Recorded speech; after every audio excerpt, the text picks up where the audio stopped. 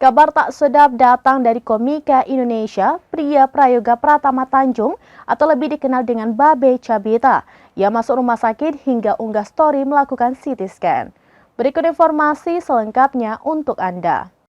Dalam unggahan Instagramnya, @babecabita, dia mengunggah potret tengah berada di ranjang rumah sakit ditemani istrinya, Zulfati Indraloka, pada Sabtu 11 Juni 2023.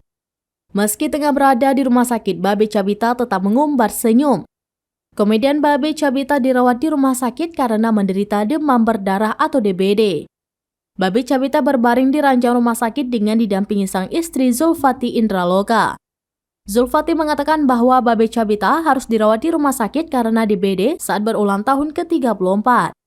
Kemudian Babe Cabita kembali mengunggah potretnya yang berbaring di ranjang rumah sakit dengan ditemani Zulfati Indraloka.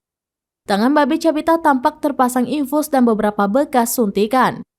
Babe Cabita pun berusaha untuk menyemangati dirinya dalam melawan penyakitnya. Awal mula Babe Cabita dikabarkan dilarikan ke rumah sakit diketahui melalui unggahan Babe Cabita pada 5 Juni 2023 di Instagramnya.